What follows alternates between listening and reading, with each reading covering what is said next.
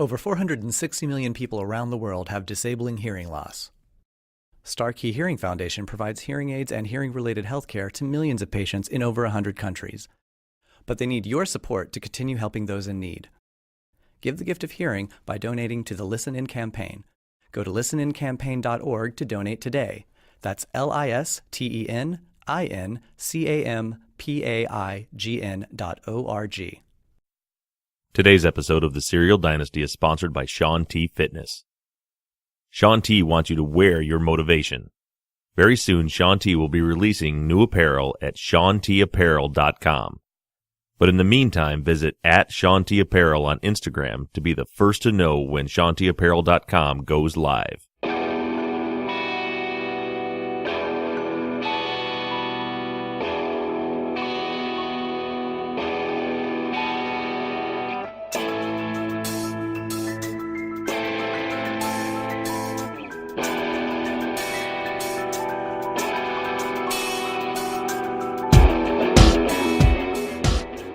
Hello everybody and welcome back to the Serial Dynasty.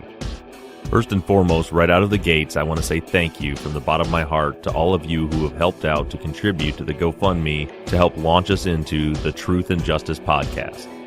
We're less than a week into the campaign, and we've already crossed the first milestone.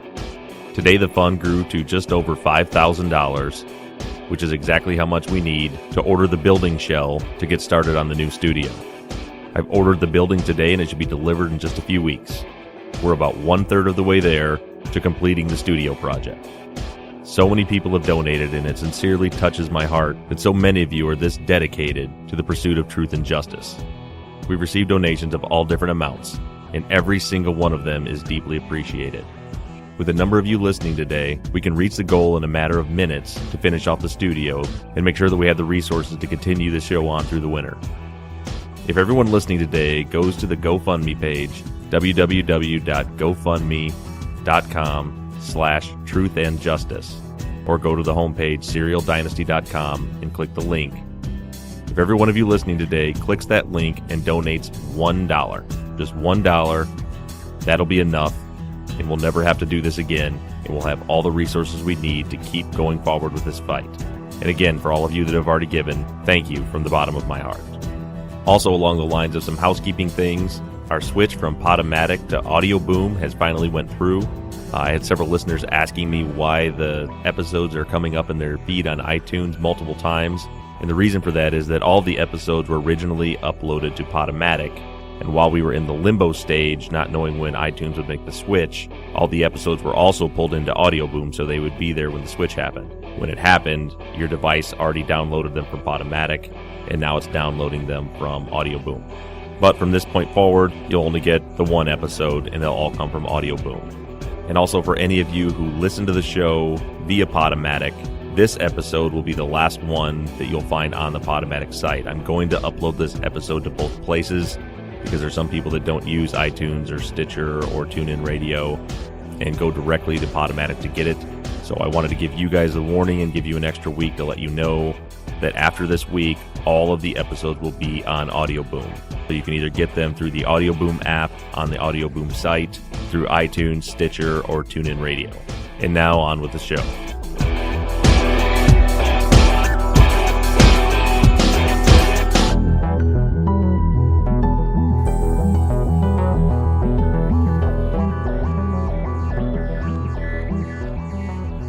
Last week I mentioned that I was trying to work out schedules to have Jim Trainum on the episode today to interview. Unfortunately, Jim is a very busy guy and we weren't able to hook up this week. We're still talking, he's still looking into some issues on the case, and we are still planning on recording an interview possibly in the next couple of weeks. So still look forward to that interview, but it's not going to be in this episode today. And along those lines, I've also been working with Jim Clemente, who you may know as one of the writers for the TV show Criminal Minds. Jim also has a wide range of experience throughout the criminal justice system.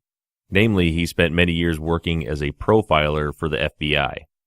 Jim has been working with me for a little while now and has been examining the case and the crime scene photos and things of that nature. And in the coming weeks, Jim will be on the show giving his opinion of a profile for the murderer. So also look for that interview in the coming weeks. On today's show, I want to start off by talking about Undisclosed Episode 11. that deals with Jay. After that, I'll be interviewing Laura. Now, I know there was some confusion about all of the Lauras when I interviewed E a few weeks ago. There was the Laura that was the neighbor girl who told the trunk pop story, and then E mentioned another Laura later in the interview that he was friends with. That is the Laura that I spoke with today. She's the Laura that I mentioned before that interview that has a very unique perspective on everyone involved in this case, as she was very close, best friends with Stephanie. She was friends with Adnan, and Hay, and Jay, and Jen, and E, all in different circles of life. After the interview with Laura, I'll be reading some listener emails before we close the show today. So the first stop in today's journey, Undisclosed, Episode 11.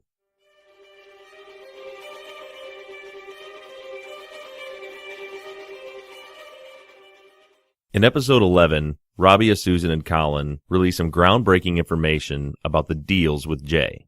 I'm sure most of you already listened to the episode, but just as a brief recap, they actually got in contact with Ann Benaroya, who was the attorney that Kevin Urich hooked Jay up with back in '99. And if I heard correctly, I thought I heard at the beginning of the episode that Ann Benaroya actually reached out to Colin, not the other way around. So Benaroya has been a mystery to all of us since the beginning of this case. She came in out of nowhere, represented Jay, and then disappeared off of our radars for 15 years until she set the interview up with The Intercept for Jay and possibly Urich. But before we get to Benaroya, let's talk for a few minutes about the audio clips that Undisclosed played where the judge in the case was questioning Urich about the plea deal. We heard her say that she's never seen anything like this before. She mentioned that it wasn't actually a guilty plea. To try to break this down out of legal terms, basically, the plea deal was written in a way that it was open-ended. It was written in a way that it could be retracted at any time. In layman's terms, Urich had Jay on the hook. If he didn't play ball with Urich, he could have pulled the plea deal at any time. Urich purposely did not put any statements of fact on the document. And I think that he did this for a couple of reasons. One, and probably the most important one, was so that he could keep Jay on the hook. He needed to keep something that he could hold over Jay's head. He needed Jay to know that if he didn't testify in the way that he needed him to testify, that he would pull the deal, and he would be charged with murder. And the second reason is, by not documenting any statement of fact on this plea agreement, there was nothing to disclose to the defense, and there was nothing on the record to impeach Jay if and when he changed his story again. As you heard from the judge, Urich was careful throughout this entire case to hide Jay from the defense. He didn't have the star witness testify in the grand jury, which is unthinkable, and didn't document any statements of fact on the plea agreement, and he left it open so that he could present it to the jury as though Jay's going to prison, even though that was never the intention. It was obvious when you heard the judge how much disbelief that she had that this had been done, and how skeptical she was of the process. You could also hear how unwilling and unable Urich was to respond to these questions. In my opinion, what Urich was doing to Jay and to Adnan in this case was criminal. Maybe not criminal in the legal sense, but certainly despicable. There was zero attempt by Kevin Urich to find out the truth or to find justice in this case. What bothered me even further, and the thing that answered the most questions for me, and answered so many questions in this case that we've all been asking, was Ann Benaroya. After listening to that episode, it's become crystal clear that Urich duped Benaroya, or as Susan Simpson said, he played her. To remind you all, what Ann Benaroya said to the Undisclosed team was that Kevin Urich's threat against Jay was to send this case to Baltimore County, Jay's case, and charge him with murder. And as was mentioned on Undisclosed, Baltimore County almost always sought the death penalty in murder cases. Unlike Adnan, Jay was not a minor, thus making him eligible for the death penalty. So when Ann Benaroya comes into the picture, she's asked to represent Jay and convince him to sign this plea agreement. And she does it because his options are be charged with murder in Baltimore County and face the death penalty, or take a plea agreement where you'll only serve 2 years in prison. Knowing that they had Jay on tape confessing, there's not an attorney in the world that wouldn't take that deal for their client, or wouldn't advise their client to take that deal. So knowing this, everything starts to come into light. Things start to make more sense. It gives us a better understanding of what was going on with Jay. There are still many of you out there who disagree with my theory that Jay was completely uninvolved in this case. And I'm not saying you're wrong, but I will say that I certainly disagree with it, even more so now. I think that avoiding the death penalty, or at a minimum life in prison, is certainly motivation enough to do what the cops ask you to do. So now knowing this new information, it made me wonder even more who Jay was, what was he like, and how in the hell did he get roped into this? And to answer that question, I called Jay's very good friend, Laura.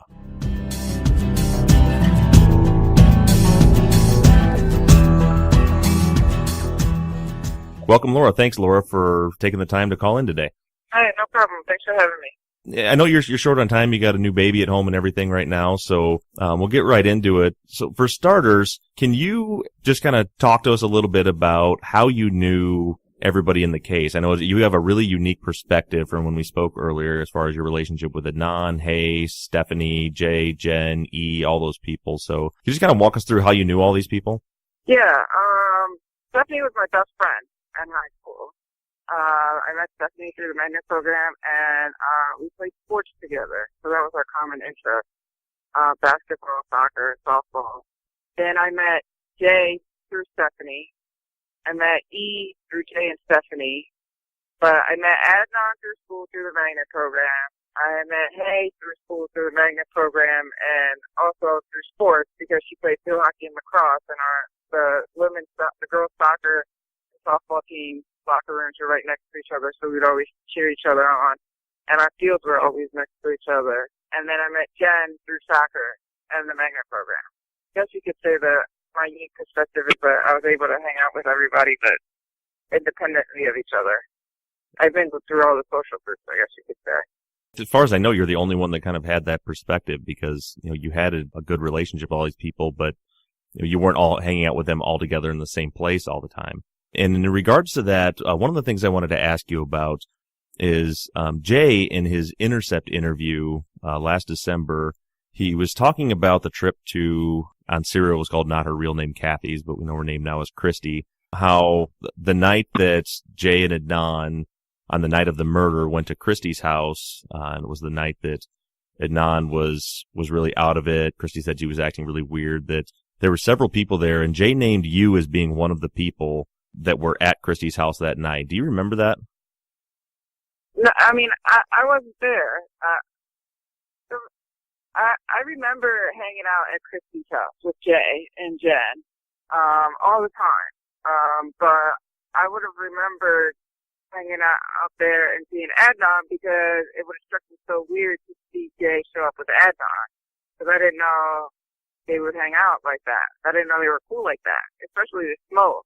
Because that's what we usually did back then was we'd get together, smoke pot, and just, run around and do high school stuff. But I would have remembered something like that, especially someone like Adnan, because I liked him a lot. And he was always cool with me and in class and everything, like he was always like nice and funny and, just pleasant, just all around cool guy. But I never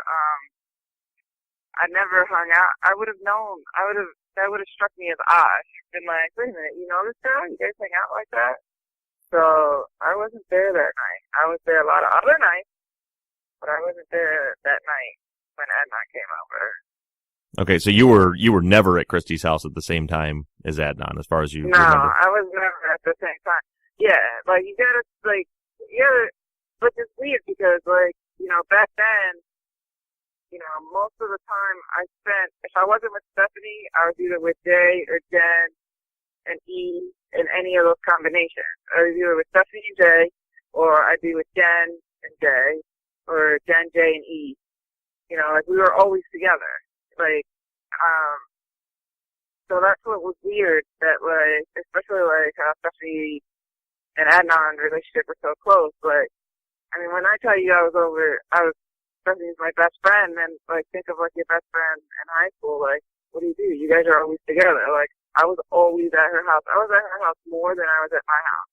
I was at her house so much that I knew the different nights of the week where they would make certain dinners, and, spaghetti night would be Thursday night, Right. So, I, lived there. That was, my second home. So that's why it was so weird to hear on Serial, that even when they would say that Adnan and Stephanie were that close. Like, if I wasn't with Stephanie, I was on the phone with Stephanie talking to her.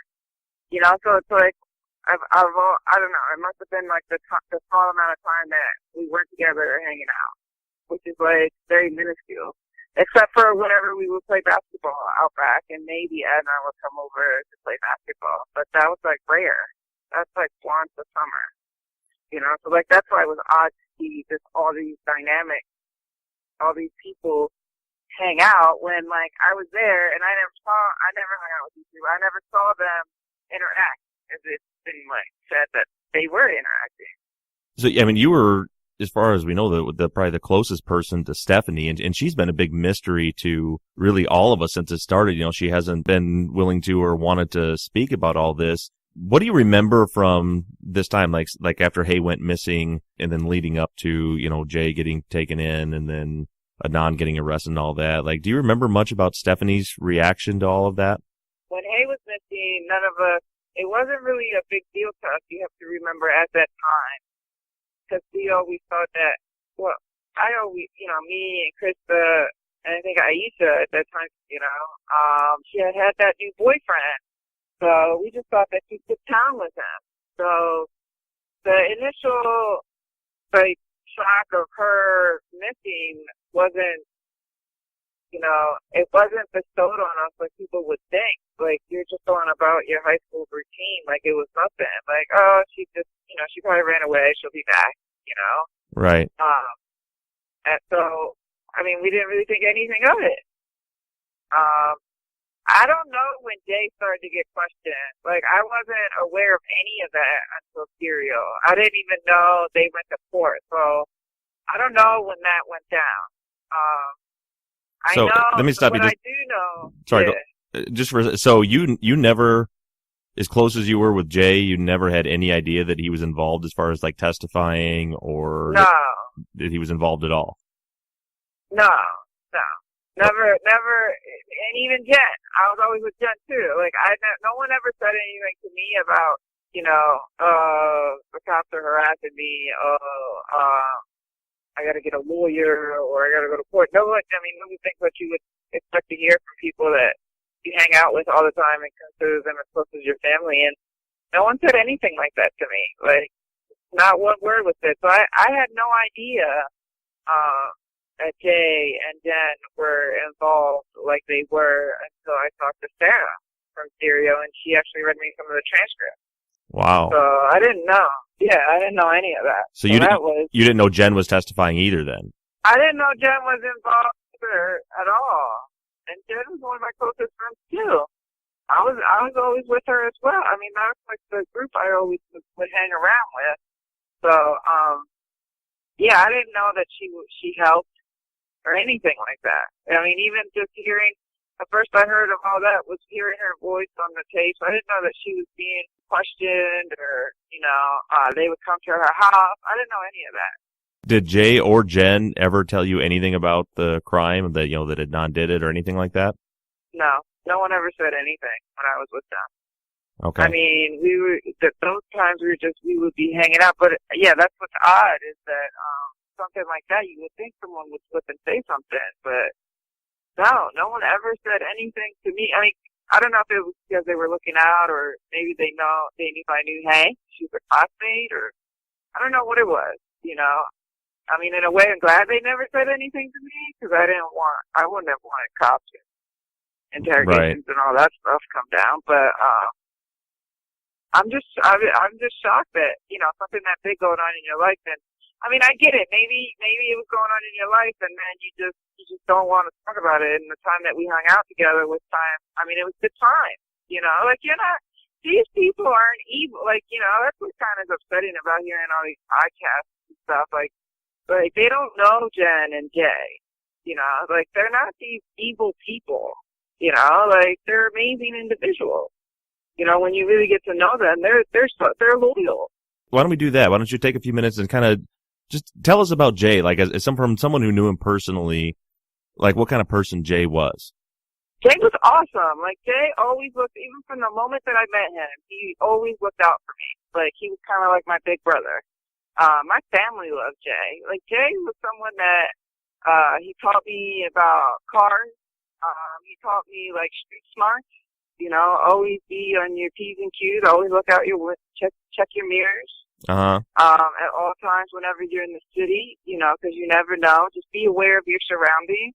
He just cared. Like, he was like family. Like, anything that he could help me with, he would. And same thing, I mean, I would take Jay to work. You know, I would let Jay hold my car. You know, I would pick him up if he needed a ride to go somewhere. That's why I felt weird when it's like Adnan would pick him up, or Adnan would, you know, let him hold his car. Because a lot of the time, Jay would have my car, or Stephanie's car, or Jim's car, you know? Right. And, like, I know people are like, how could you let your car? I don't know, we were in high school. We were like 14, 15, 17, 18. You know, you think your friends are like family. You don't think anything would go wrong. You know, you trust them with anything. So, I mean, I didn't think now, obviously, you know, in retrospect, you're like, what the hell was I doing? But, no, I mean, he was just, he was like I think Chris said it, he was like the Dennis Rodman. I mean, he was just so eccentric, but that's what made him amazing. Like, his conversation, his knowledge. We'd go to concerts together. Oh man, we would go to concerts. He would look after me at concerts. I'd go to concerts with Ben. It used to be the HS Festival, and with Stephanie too. And, you know, we would always look out for each other. And he didn't have like the best, you know, like, I had a good family. Like, I had a mom and dad that worked.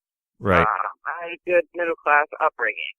You know, Jay had, for some reason, there's always some people in life, like, that always get the shitty end of the stick. Mm-hmm. You know, there's always some fucking thing that goes wrong. There's always something. Right. And you're like, God damn it, like, they're good people. Just cut them a break. Like, Den, E, Jay, they're just good people, you know? Like, they have big hearts. They would do anything for their friends. You know, they just need to get cut a break to, I would always say, to get out of Baltimore. You know, we're never going to get, you know, to just leave and start a new life and get a new chance to start over. And, I mean, he just was like, I get Jay's perspective on the cops, you know? Right. I mean, the cops, I get it, you know? I would be with him and they would harass him for no reason, but that's Baltimore, you know? Were you there the time when he got arrested? It was actually in January that year, kind of between when Hay went missing and her body was found. He was arrested. He was with Jen, and he got charged with disorderly conduct and resisting arrest. Apparently, they were harassing him, and then he kind of got into it with the cops, and they had a little bit of a wrestling match, and then he ended up getting arrested and charged. Do you recall that? No, I wasn't there. I wasn't there when anyone got arrested. You said he was harassed. You were there several times. He was harassed by the cops. Was that something that was happening, or? I mean, I've seen it. Like within, like when you're down in the checks and stuff. How the cops would harass you. They wouldn't arrest you, but they would talk shit. They would talk back. You know, to every black male down there. You know, to get them riled up to do an assault charge or something, or disorderly conduct, just to get them. You know, so right. I've seen it. You know, that's nothing uncommon down in the city the way the cops are. Everyone knows that. So, I mean, I could see how they could get under your skin. You know, I mean, they did it to me. You know, just for standing in an area. You know, they harass you. Yeah, you know, and it's not right. They totally profile you. Yeah, the Baltimore City Police Department has quite a reputation for doing exactly that. That's something that's been going on for decades. You know, that's nothing new. So, as intimately as you knew Jay, how did you react when you heard on Serial that he had supposedly helped bury Hay's body? Did you believe it? No. I mean, I was shocked and couldn't believe that it was Adnan. Like, I didn't know what to make of it. I as a friend, like, I could see if I asked him, if I was like, Jay, I'm in trouble, can you help me? He would totally help me. You know, but somebody like Adnan, it didn't get up because they didn't hang out. They wasn't cool like that. You know, they weren't friends. They weren't, you know, like, that's not, I just didn't understand why he would help him out. like, especially on something to that degree, because then you're like an accessory. And it's not like, you know, your knowledge of the system, like something, I mean, he knew right away you'd be an accessory or accomplice or whatever, you know. You have the street smarts to know, you know, and I guess that adds to some of the fear because you know so much, you know that by him or whatever the course of events went down, that just because something was even mentioned, you're associated with it.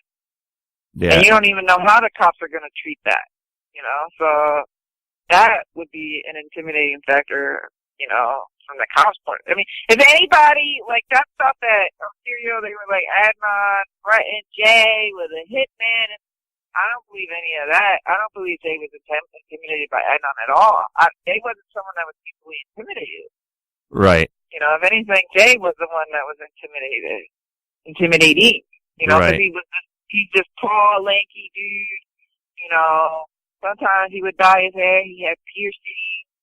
You know, he liked heavy metal, rock. You know, like he was like a hippie at the same time. You know, so you know, like it's not like that's what was just always weird to me. I mean, I can see if Jay then said something to Jen, I believe Jen helped him because they were that close. You know, I believe that. That's more believable to me, you know. But the fact that Jay helped bury a body, that to me was pretty, I guess you could say, shocking. I mean, because you got to take your hanging out with these people, like, your whole high school career. You know, whenever you're not working or, you know, I played sports. Whenever I wasn't playing sports or in the summer, you know, I'd always be with them, you know. So to hear that he helped bury a body, like, that seems so out of Jay's characteristics to his personality to be involved with such a thing. He's the kind of guy that, yeah, he may seem like he's tough, you know, on the outside he puts up this, even in the Intersect interview, like this front, you know, but if you really, really know him, he's a sweetheart, you know, like he's a teddy bear. Right. So I don't, you know, he wouldn't even hurt a fly. You know, the Jay that I know, that's what it was like. I guess you could even say dumbfounding for me. You know, I mean, and for everyone that's involved with this, you know, I was always, even after that, I guess Sarah put it, you know, the best way possible that anyone has said is that, you know, you're kind of in this gray area, you're kind of in this fog, because it's like, then who do you really know then? You know? Like, if you're with these people and you talk to them and you talk about family stuff, and sometimes you have real conversations where you talk about life and you have deep thoughts and you try to solve all the problems that you have in your youth, you know, like, then do you ever really know anybody? Yeah, well, you know, like, that's the real question, that, you know, do I really, really know who you are? Do you really know who I am? You know, so, like, that's what was so, especially with Stephanie, too, like, you know, Stephanie wouldn't even talk about anything. Stephanie's initial stand was that Adnan did it, that the cops got the right person. That was during that time? That was after they arrested Adnan. That's the only thing I remember was them arresting Adnan. Like, I'll never forget it, you know.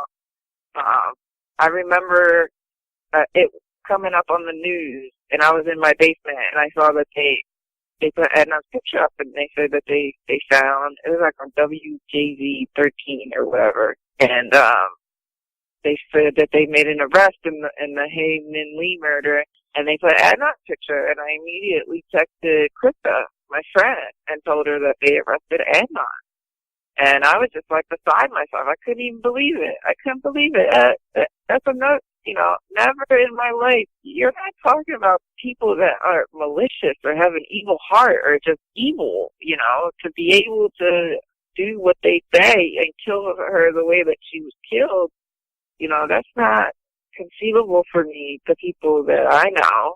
Right. You know, but that's not a constraint, regardless if he was like an EMT or whatever, you know, like, that wasn't in his heart, you know, like, I think I thought I would have pretty good feel on how people are, and you never saw Adnan get angry. Like even Jay, I never saw Jay get angry.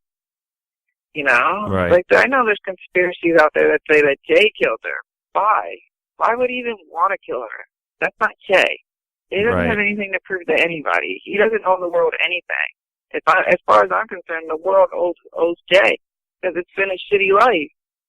Like imagine like he tried, and that's the thing that breaks my heart is that here's a guy that finally found his happy place, finally found that niche in his life that he's been working his ass off. Like Jay's a hard worker, always having some sort of job. No matter what. Remember, he's the one that was the main provider in his house. So how many people can sit there and say that through their high school career, they had to be the main providers for their family? He was in charge of putting the food on the table for his mother, not the other way around. Like how many people can go through that, and say that they're okay? And not just his mother, his grandfather, his grandmother, they all lived in the same house. And at the same time get berated by his mom because he's not making enough, he ain't bringing enough money. Like, really? And everyone sits there and they like to say, like you just don't know. You can't even relate to that kind of situation, But he still kept working. He still kept going. Sometimes he would put his head down and just go to work in construction or, the video store, Hollywood Video, PetSmart. The zoo, wherever he could get a job, Jay would get a job and work. Same thing with Jen, and same thing with Ian. And these people work their asses off. So to think that they're anything less is just like, it's like an insult to me. I'm like, it's upsetting that people are quick to judge and they don't even know the whole story, who these people really are. It's just another round of bad luck come up again, like it makes me sad because he finally got to his place of like where he's successful, and now, he's getting harassed again. Like, I know that there's all these, he was forced or, and his hand was forced by the cops. I mean, and he lied and, he was coached and. I think he was threatened, and to be honest with you, listening to you just describe him and his home life and everything about him, it's heartbreaking. I mean, it's just making me sad because I hadn't told you this before this, but, I personally believe that Jay had nothing to do with this, and he got trapped by the cops and pressured by the cops and threatened until he was in a position where he had no other choice. And I said a few episodes back that I think they ruined his life. They ruined his life, and they're continuing to. So I'm yeah, glad. They totally did. I mean, that's why I'm like, I can't. The only people that would be able to intimidate Jay are the cops. I mean, wouldn't the cops intimidate you? I don't know about you, but being arrested, period, and being put in the back of a cop car, I mean, that's pretty damn intimidating in itself, Right. Let alone to be in an interrogation room for hours at a time, telling them, I mean, cops are scary people, but right. I would be scared. I don't want to go to jail. It's not right that, how it went down and that Adnan is at the end of this. I don't know what the hell the witch hunt. I can't even keep all the stories straight of this witch hunt that went on by the cops for Adnan or even why. I mean, like, he's a great person, but he's not a killer. And what makes me sad is that there's a real killer out there and they could be free. They could be walking around free for all these years. Right, and that's... that's what's really disheartening of everything. Like, after 15, 20 years, this person got away with it, and the cops, they call her... Even from the moment they arrested... I remember when they arrested, and they had counselors at the school, and I remember the cop, I remember being in the guidance counselor office, and I remember asking the cop, you have the wrong person. I was like, that's not true, you can't. And that's when the cop said, he's like, they've had people with a murder weapon in their hands, blood all over, saying they didn't do it, and they were so sure that Adnan did it, and even the guidance counselors back then, they were like, well, the cops don't make mistakes, You know, that was the thing. That was the vibe you got back there, at least from the school's perspective. The cops don't make mistakes. You know, they arrested the right person. You know, like, why, you know, and you kind of like, at that age, they don't let you ask too many questions. Right. You know, like, or they don't even give you any answers. You know, like, they brush you off as high school kids. Right. When they were they questioning you guys, or were they just there to answer questions? No, they just had to, I guess, they weren't questioning us. It was never a questioning. It was just, it was more of a presence. It wasn't even an answer question thing. It was just more of a reaffirmation presence of what went on. Okay, and they were they letting you guys, were they kind of, like you mentioned, making it clear to everybody there that they had the right guy? And yeah, they definitely made it clear that this was their guy.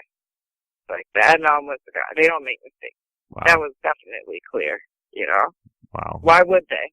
And they had his fingerprints all over everything. That's what they told you guys? Which now you come to find out, like, well, you know, and even then we were like, well, you know, he wasn't his boyfriend. Like, he was in the car, you know. What do you mean you have fingerprints over everything? You know? Yeah, I think they were doing a good job at convincing you all that he was guilty. Well, yeah, and they're like, oh, there's DNA evidence, too. Oh, they told you there was DNA evidence? Yeah, they're like, there's DNA evidence. And I'm like, what kind of DNA evidence? But every time you start questioning, you wouldn't get an answer. Mm-hmm. You know? I mean, it's obvious now. They didn't have anything. Right. You know? But, I mean, back then, you know, you don't know. I mean, this is your senior year. You're trying to get to college. You know? Right. Like, that's what, you know, they're like, just focus on, you know, going to college. You know, but what the, you know, you're like, what the fuck just happened? I can't even imagine. Because I always felt like I lost two friends, you know? Like, I was heartbroken when they arrested Adnan. I was like in a daze for a couple of days, and that's what Stephanie really, I wanted to talk about it. I would talk about it with Krista more, and I became close with Krista. I'd be over there, and Aisha. I would be over Krista religiously after that. But, I mean, I even just thinking about it now, I'll never forget the day that they found his body, and they announced it. You know, they had grief counselors at the school, and I remember they let us leave school, and I remember we had all gathered over Peter's house. I think it was Peter's house. He was on serial too. But I remember walking out back in the back parking lot of the school, and I remember, you know, I was going to get in my car to drive over there, and I remember seeing Adnan on the curb, sitting down with his head in his hands. And I remember going over there, sitting next to him, and just hugging him, and just, you know, you don't really need to say anything, right. You know? But, and I remember, you know, him being so upset that she was like, I mean, it's like your first encounter with death in your life. You know, like, you can't believe you're never going to see that person again. I mean, it changed us all. It changed me. It changed us all. So, you know, when you really encounter what death is like in life, it hurts. It's sad. It's traumatic, you know? So, on that topic, can we kind of loop back to a little bit ago? I was talking to you about Stephanie, and you mentioned that after Adnan was arrested, that, you know, she thought that obviously that Adnan did it. Prior to that, do you remember how did she have any inkling that Adnan did it, or did she say anything like that in the period of time before Adnan was arrested? No, she didn't say anything at all. She didn't say anything at all about Hay or any of that. No, nothing. I mean, we didn't think anything of it, you know, before Adnan got arrested. So, I mean, it's not like she kept quiet. I mean, we just went on with our normal high school lives, you know, of sports and home and homework, and, you know, like, it wasn't as serious as we all thought, or what it turned out to be, you know, in the period that she was missing.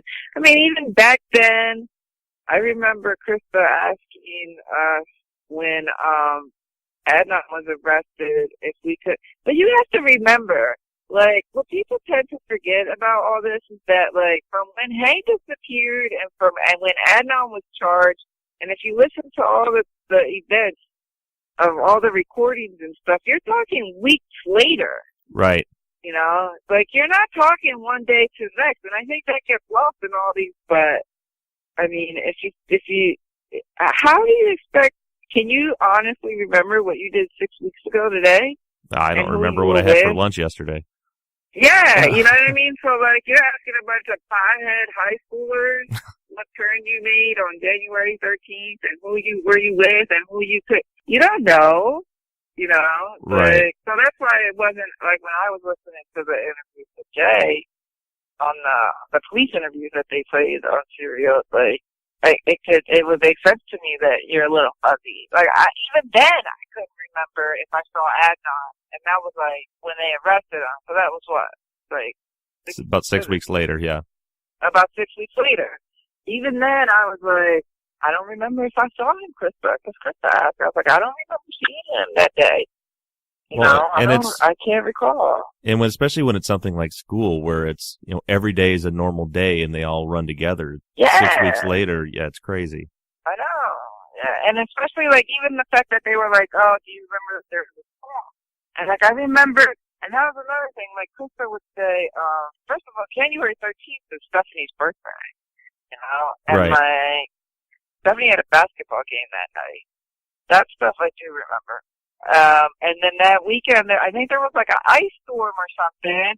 And I do remember going to Krista's birthday party because we had like no power, no heat or food. And it was like the first time I got like a real meal, like pizza. And I got there early. But I know that in Serial or in other schools, I know Krista said that, hey, Adnan showed up with Jay and Stephanie. And I don't remember seeing. I look at the pictures and it's true, you know, but I don't remember seeing him. I mean, I was in the kitchen too a lot eating, so I mean, I was all about food back then. So I don't remember seeing him, you know. So it's crazy. Yeah. You know, it's just crazy how, like, even he said it, like, you know, 15 years later, and it's crazy how the whole world now is just as confused as we were. Right. As I am. I still am. Like, it's hard for me to fathom that these people were involved in any aspect of this, period. In regards to the people, we're just about ready to wrap this up. But before we do, since you're somebody who does have this perspective, before we close out the interview, could you take just a few minutes and tell us about Hay? Who Hay was. Hay was awesome. She was always happy. She's smart, you know, because we were in the magnet program, but she was always in the AP classes and stuff. Everybody loved her. I mean, she was just such a good spirit, you know, a good soul. She would always, like, cheer us on for soccer, and we would, you know, I would be like, field hockey. I'm like, what kind of sport is field hockey? I never heard of it until I got to high school, and I would always cheer her on, and we would always, you know, whenever they would be running around our field for conditioning, we would cheer them on, or, you know, if they had a game, we'd do a little cheer, you know, because I was captain of the soccer team, so I'd have the girls do a little cheer to support the hockey, or, you know, if it was lacrosse, because they played on, you know, different seasons, same field, but we never got the same field. And we would go to each other's games, like, you know, she was just such a free spirit, just so, upbeat, like, you know, I never saw Hay, like, upset or sad, like, or, you know, angry or anything. Like, it's like nothing could bother her. Like, she's such a good person. Like, it was so sad that it's always like, only the good die young type deal. Right. You know, but like, it's always like that. It's been like, it's just so sad that has to go down like that. You know, like, but she was just such an amazing individual. Like, she was so smart. Like, how could you not love Hay? Right. You know? Like, how could you not want to be her friend or her classmate or know her in some kind of aspect? Like, you know, like, that's That is, every now and then you meet people like that. You're like, oh man, they're just great. You can't say enough good things about them. And that's all Hay was. Well, and that's what, as hard as all this is, and I can't tell you how much I appreciate you willing to talk to me today.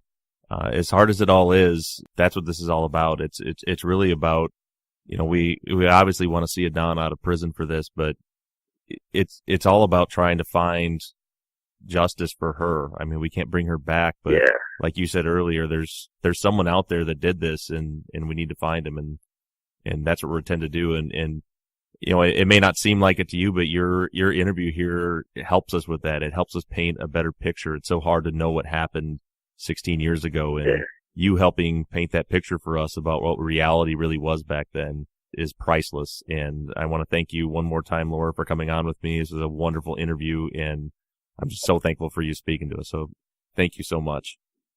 No problem. And thank you for having me. No problem. You two go take care of that kid. Thank you. I will. All right. Bye, Laura. Bye.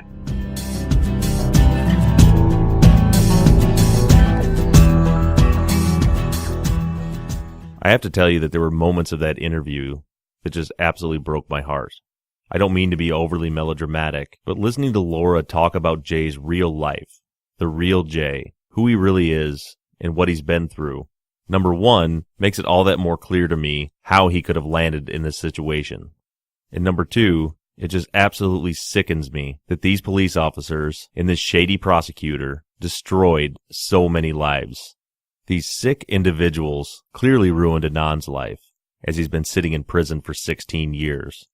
And if I'm right about Jay, they ruined Jay's life too. And even aside from all of that, Hae-Min Lee's murderer is still out there. Whoever he is, he's been going on about his life for the last 16 years, with nothing but devastation in his wake. People have questioned the integrity of doing this show, of having a podcaster rally tens of thousands of people to help solve a murder in public. But you've seen the facts of the case. If we don't do this, who will? And we all know the answer to that. No one will. It's a new day that we're living in. It's a day where we have to improvise, adapt, and overcome. We have to find a way to right these wrongs, and find a way to stop these injustices. That's why we're here. Before we move on to the listener email segment of the show, let's take just a quick minute to hear about our sponsor.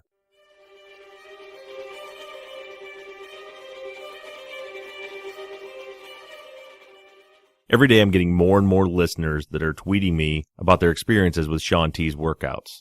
Hundreds of you have started using Shaun T's workouts since he started sponsoring this show, and it's so exciting to see the great results everyone's getting. I'm now in week 3 of the beta program, and I finally broke that 20-pound mark. I weighed in this morning, and I'm down exactly 20 pounds from when I started. I feel great. I'm finally fitting into clothes that I haven't been able to wear for a while. Just not too long ago, my fat pants sort of became my pants. And I just feel overall healthy for the first time in a long time. One listener tweeted me and asked for words of encouragement. She said she'd been using Shaun's workouts and was down 92 pounds and just needed the encouragement to keep going. I asked my wife, Becky, what I should say to encourage this woman, and she didn't hesitate for a second.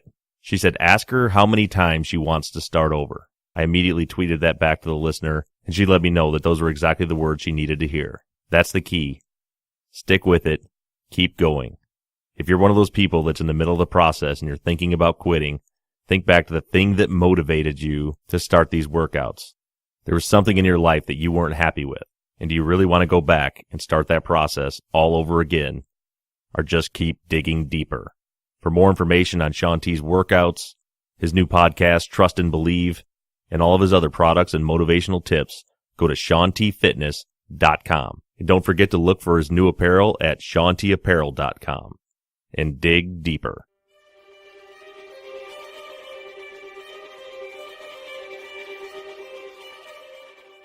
All right, I have 3 listener emails I want to go through tonight, and hopefully they answer the questions that a lot of people have had. Most of the emails that I got this week were in regards to Don's timesheets. The first email I got is from Denise Harrell. Denise says, Hi, Bob. Couldn't we look at Don's pay stub for the time period in question and find out whether he was actually paid for the hours reflected on both timesheets? If he wasn't paid for the 0097 timesheet hours, then that would cast even more suspicion on the veracity of the, quote, Donald timesheet. If he was paid, maybe it doesn't answer anything. Thanks and keep up the great work. You must be one of those people who never sleeps. Denise. I'm definitely sleeping less and less lately, Denise. And to answer your question, that would work except for the fact that we do not have Don's pay stubs. They were not included in the packet that was received from LensCrafters, and the only way to obtain the pay stubs would be either from Don himself or from LensCrafters corporate, and we have no access to the corporate records without a subpoena. So I would like to know the answer to that question too, but just to clear that up, we do not have his pay stubs for that period of time, or any of his pay stubs as a matter of fact. Thank you, Denise, for sending in the email, and thank you for the question. My next email is from Adam. Adam's subject line says, Don's ID, you forgot to mention a relevant detail. He writes, did any of the other timesheets for the 6 or so months surrounding Hayes' disappearance show that Don worked at the alternate location in Hunt Valley using the correct and current 1999 employee ID number? I've had a lot of people ask this same question, and everyone was asking it if any of Don's normal timesheets with the normal employee ID number, the 0162, showed him working at Hunt Valley. And the answer to the question is no. But that's not the entire answer. The reason that the answer is no is that, confirmed by more and more and more sources from LensCrafters every day, when you worked at a different store, your hours always showed up on the same timesheet, and they all looked exactly the same. If over the last couple of weeks you've taken a look at the timesheets on Susan's blog, The View from LL2, you'll see that in the time slots, it's just numbers. That's all that's there. And in the different columns, you have regular hours, overtime hours, and total hours. Nowhere on those timesheets does it differentiate which store you were working at.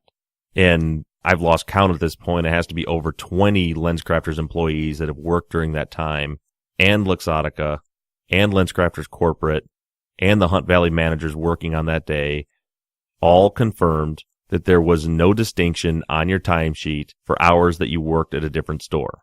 I could work at a different store every day of the week, and my timesheet would just show the hours that I worked each day. It would not show what store I worked at. So to sum that up, we don't know exactly how many times Don covered at Hunt Valley when he was working at Owings Mills. One of the managers that was working at the Hunt Valley store could only remember that he had been there several times, enough for him to remember that he seemed like a nice kid, but he couldn't tell me how many times he had worked there. So Adam, and hopefully all of you other listeners that had the same question, I hope that answers it for you, and thank you for that email. My last email for tonight comes from Dawn. Dawn writes, has anyone checked the timesheets to see if everyone scheduled to work showed up at their scheduled time? If so, then whose shift was Don meant to be covering?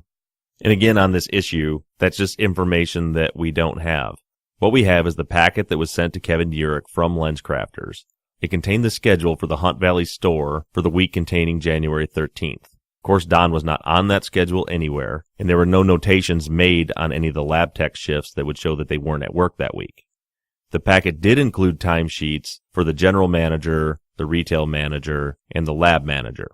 We do have those timesheets, so we know who was working on those days. Unfortunately, they did not send the timesheets for the lab techs. We know when they were scheduled to work, but we have no idea if they actually worked those days or not. But again, as I said last week, we do know that no one was scheduled to work from 9 a.m. to 6 p.m. on Wednesday, January 13th. Another question that I've gotten from several listeners was regarding some confusion by me talking about the Saturday shift on January 16th. Many people were confused as to why I was talking about the 16th when the crime occurred on the 13th. And just to clear that up, the reason I was talking about the hours on the 16th were simply because they were on the same timesheet. Remember, the process I'm working through right now is first figure out why a suspect was eliminated by the police. In Don's case, he was eliminated because he had an alibi confirmed by this document, this one timesheet. So the place to start with any investigation is to analyze that document, the timesheet that ruled him out. So it's not just looking at where Don was or what he was doing on the 13th. The first step is to decide if that document holds up. So the reason that I was talking about the hours on the 16th was simply because those hours were on that same document. They were on the same timesheet.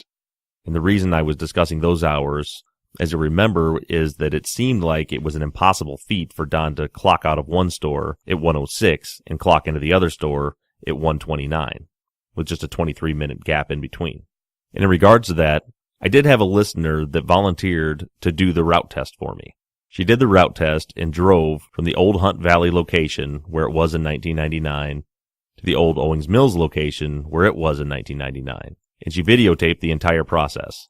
I believe the video has been uploaded to YouTube, so when I get a link, I'll go ahead and post it on the @SerialDynasty Twitter feed so you all can check it out. And you'll see that she's not dragging her feet. At some point, she's driving 80 miles an hour down the highway. And what she found is that it took her exactly 23 minutes to get from the door of the Hunt Valley store to the door of the Owings Mills store. And that doesn't account for the time of logging in and out of the computers, so look for that link on the @SerialDynasty Twitter feed. Now, with all that being said about the timesheets, I think it's time that we put this to rest and move on to other things. Like I mentioned last week, there's all kinds of speculation and theories out there of people claiming that this timesheet might not be falsified. I provided all the confirmation that I can give to you from all the different sources that have confirmed this. But to hopefully put this to rest once and for all, I have on the phone with me right now Elizabeth, who's a general manager of LensCrafters in 1999. And this is what Elizabeth had to say about the timesheet. I was a general manager with LensCrafters for 4 years. And so you've seen these time cards, right? And I've heard the episode about them? Yes. Okay. Yes, I've seen both of the time cards from Hunt Valley and from Owings Mills. What's your general take on these time cards? In my experience, there was one time card. You didn't have 2 time cards from 2 different stores. You certainly didn't have 2 different associate numbers. I feel that the Hunt Valley one is false for a variety of reasons. He should never have been working in that store in the first place, and that he would not have another identifier. Okay, you mentioned that he should never have been working at that store in the first place. Why is that? His mother, being the general manager, was against LensCrafters' policy. They had a pretty stringent policy against having a reporting relationship with anyone you were related to or married to, and so his mother, being the general manager, would have had a reporting relationship with every single person in that store. So he should never have been working in that store in any capacity. Even just covering a shift for someone? He shouldn't know. It would have been against policy. I'm surprised it was ever allowed. Okay, well, it turns out it may not have been. So looking at the timesheets themselves, you said that all employees did have a single associate ID number. That's what they logged in with. Would that be the case if they did go cover at a different store? Would they still log in with their same ID, or could they possibly have a different ID at a different store? No, in my experience, it was the same ID and the same password at every store. Okay. That was how you got paid. That was how it followed you. Okay. Would it have showed up any differently on a timesheet? Like, say, if I worked in this circumstance, I worked at the Owings Mills store, I went to the Hunt Valley store to cover a shift for a couple of hours, and I logged in with my associate ID. Would that be differentiated at all on my timesheet, or would it look the same as any other hours? In my recollection, it would have been the same as any other hours, and a lot of that was to avoid overtime. Okay, meaning what? That they could track your hours better that way? Exactly. LensCrafters never wanted to, it's a retail business at its heart, and so you have your hours allocated based on your sales. So you didn't want to go into overtime because it was much more expensive for the company. So do you think in this particular case, if you combine those 2 timesheets, I believe Don would have worked 45.7 hours. Is that something that would be normal, or is that something that LensCrafters would ever allow? That would be pretty unusual for a lab tech. That was, unless he was, the greatest lab tech ever, in that area, there's no reason for that. I don't see any reason for that to ever have happened. Okay, did lab techs and people on the retail side ever cross over? Like, could a lab tech, someone trained as a lab tech, ever cover a shift, say, on the retail side? Not in my experience. We didn't have any crossover employees, no. Okay, and getting back to... And I was at 3 different stores. Okay, so you worked at 3 different stores? Yeah. Okay, when you transferred from store to store, did you change your associate ID number when you transferred, or did you keep the same ID throughout your career working at the 3 different stores? My ID followed me.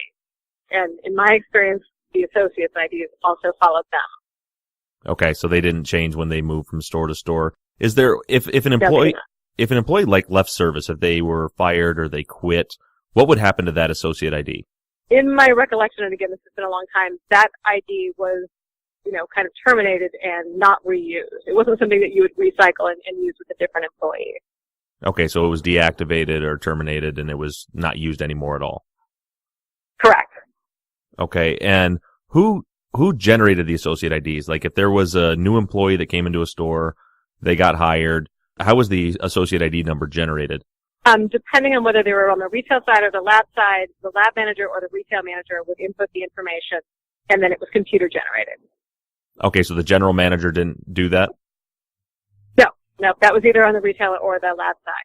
Could the general manager create, or you know the case, so Absolutely. In this particular instance, would the general manager have had the ability to get into the system and generate a new associate ID number or modify an old associate ID number? Yes. Another question that's come up from many of the listeners is whether or not the employee ID numbers were sequential based on hire date, and also how that's possible, because it seems like they were. Actually all of the LensCrafters employees that I've spoken to, they've all confirmed, yes, when you were hired, the associate ID number went up sequentially based on your hire date. However, there were 4-digit numbers, and there was like 800 LensCrafters at that time. Do you know how those associate ID numbers were created, as far as, is there more to the number that the employee didn't see, like if it was tied to the store or something like that? I'm sure it was tied to the store. I wish I had a better recollection of exactly how that number was generated, but your home store, your hiring store, I'm certain was where that number was generated. Beyond that, I just don't have a specific recollection of exactly how that went from store to store without duplication. Okay, and then you mentioned the home store. Could a general manager would have access to all of the hours and timesheets for an employee from their store, correct? Yes, they would. Okay, and then what about an employee from a different store? Like in this case, would Don's mother, the Hunt Valley general manager, have access to Don's timesheet that was, because he was a Owings Mills employee, would she have access to that timesheet to edit it or work on it at all? She should not have had access to a different store's timekeeping. So you would not have the ability to change hours at a different store. Okay, that makes sense. If you were the general manager of one store, that was it. Okay, so when Officer O'Shea called the Owings Mills store to confirm Don's alibi, the manager at Owings Mills was reading off, my theory is she was reading off of a timesheet because she gave specific times, and they were the exact same times that were listed on the timesheet, that he punched in at 9:02, lunch at 1:10, back from lunch at 1:42, and punched out at 6:00 p.m. She gave those exact times, but she was the Owings Mills manager, and that 0097 timesheet was a Hunt Valley employee timesheet, the way that it was set up. Would that Owings Mills manager have access or been able to see that timesheet? I don't feel that she could have. Okay, so no, that wasn't her associate. It wasn't her associate ID, and it wasn't her timekeeping system. So I don't feel that she could have had access to the punch in and punch out time. Okay, so the only way she could have had that information was either to get it directly from Don, who was working at that time on that day, or maybe to call over to the Hunt Valley store to get that information. Is that right? Exactly. Yeah, she would have had to have that information provided to her. In my experience, that wouldn't have been available to her. Okay, and then as far as, if we're operating under the idea that this timesheet was falsified, who would have the ability to go back and change hours? If someone went back and, say, edited an employee ID and added hours to it for this day, who would have the ability to do that? Only a manager. Any manager, or just the general? And they would only have it could have been a retail manager, it could have been the lab manager, it could have been the GM. They would only have had the ability to do that for a certain amount of time before that pay period closed. Okay, so do you remember when the pay periods close? Not a clue. I'm sorry. No, at this point, no. I mean, would it be, like in general, like a few days after the pay period was over, or are we talking months after the pay period was over? No, we're talking a couple days. Okay, so that pay period ended on the 16th, which was a Saturday. So the change would have had to been put into that system, let's say within a week of then? Absolutely. So that timesheet had to have been created, or those hours edited, before January 22nd, which was when Don was interviewed and gave which was really the first time when he was really questioned by the police about where he was on that day or anything. And he said he was working. So that timesheet had to have already been created prior to that. Yes, absolutely. Okay, I'm sure there's other questions that listeners have, Elizabeth, but I think that's everything I needed from you. Just, I wanted someone that was actually a general manager at LensCrafters at that time who could confirm all of these things that we've gathered, and it sounds like you've done that. In your opinion, based on your experience, can you give your opinion on whether or not you believe that this document was falsified? I absolutely believe that the Hunt Valley timesheet was falsified.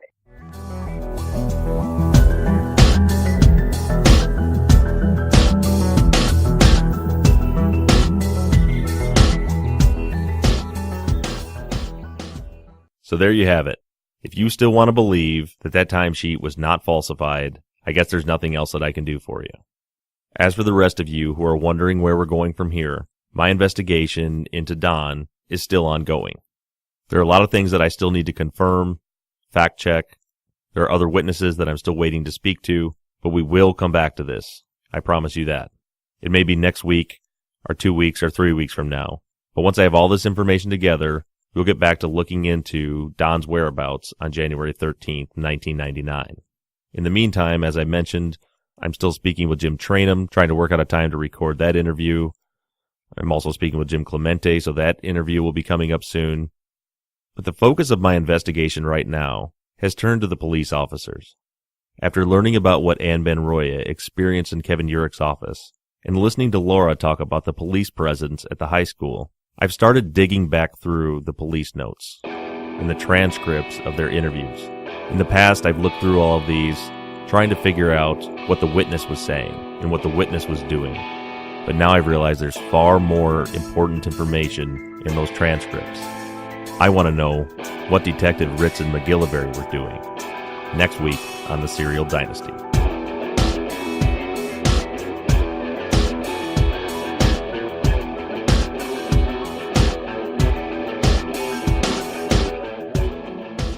Thank you to Johnny Rose of Slightly Subversive Music for creating all the music for our show.